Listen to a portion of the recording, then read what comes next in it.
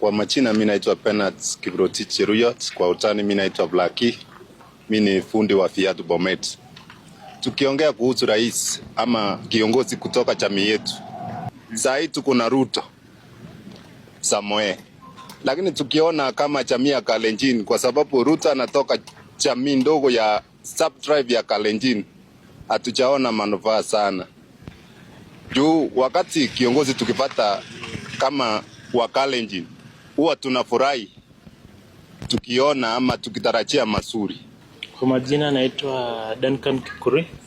Hatujahisi kwamba rais anatoka katika jamii yetu kwa sababu hatujachungwa venye inafaa hatujawekwa ile category ya kwamba rais anatoka katika jamii yetu.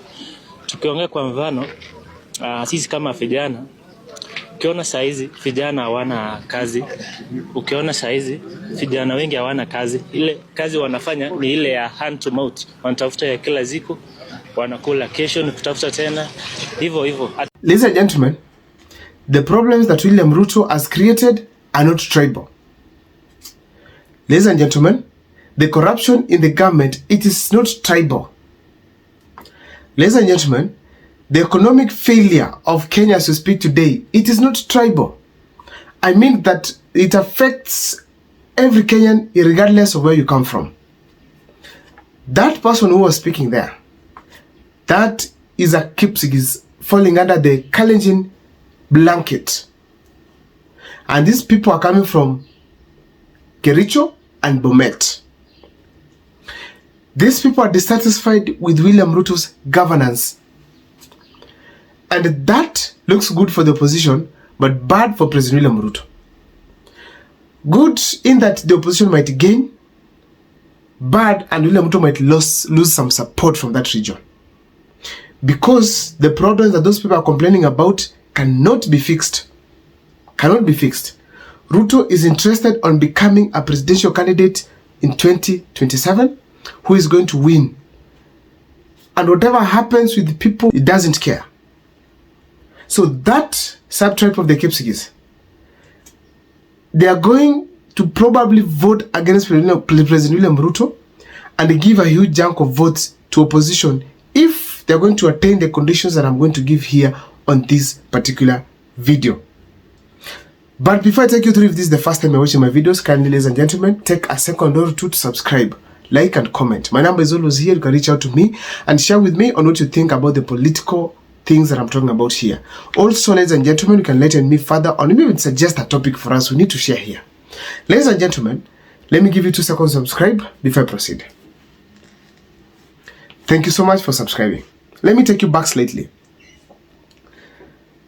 In Kericho County, they had 428,000 registered voters. They had back in 2022.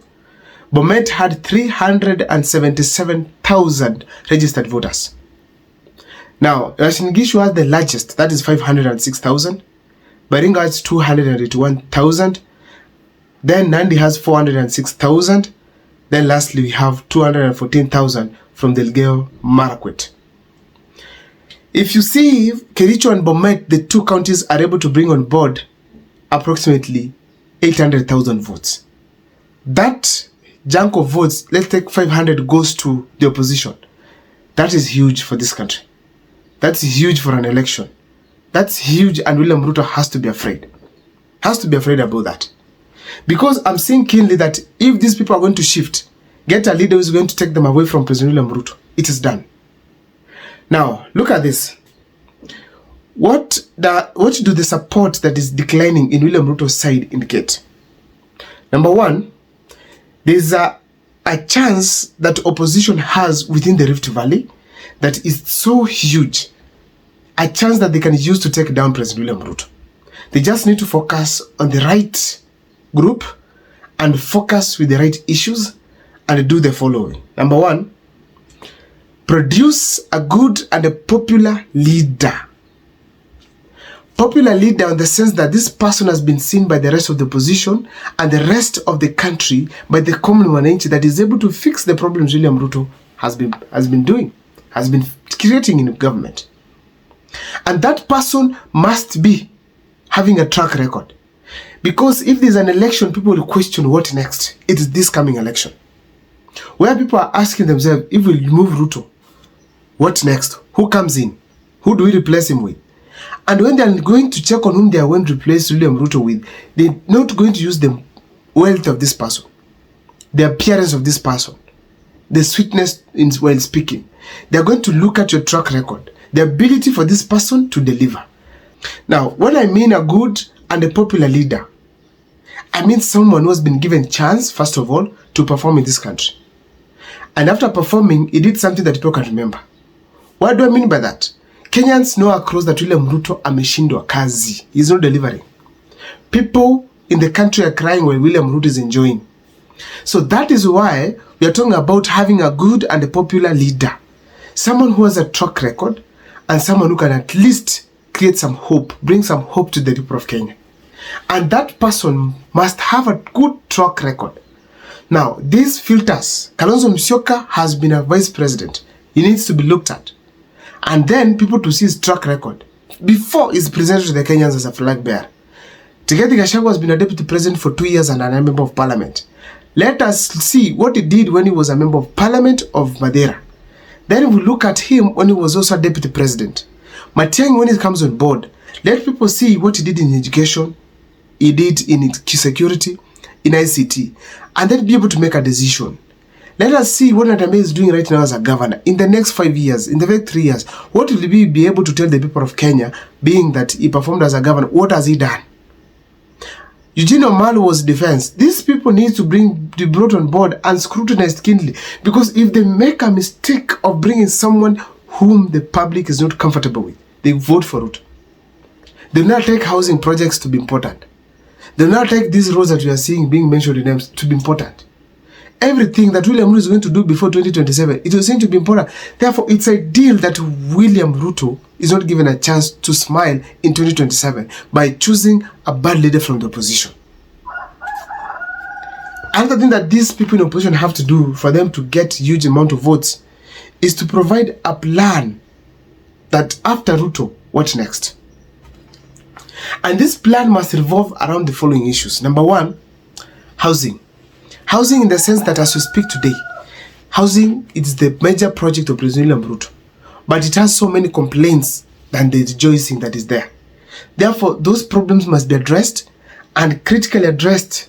Therefore, whoever who is coming for the president must be able to tell the people of Kenya, when I take over these houses, I'm going to reduce the cost of these houses in the sense that Kenyans have paid for their construction.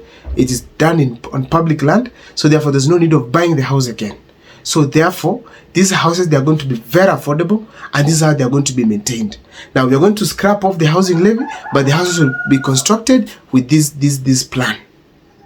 They also come up and say that the health sector with SHA, it will be made to work, because I doubt whether it's going to be possible to scrap off SHA and now bring again NHIF. But I feel if now SHA, because a lot of money here, it's 100 billion has been spent on fixing the plan, I mean the program that is running that entire program, the entire SHA, in that they are trying at least to correct one or two things that can make SHA to be felt at the grassroots. Number three is the issue to do with taxes. Taxes in this country is a big issue as we speak today. Kenyans earn little amount of money and they are taxed highly.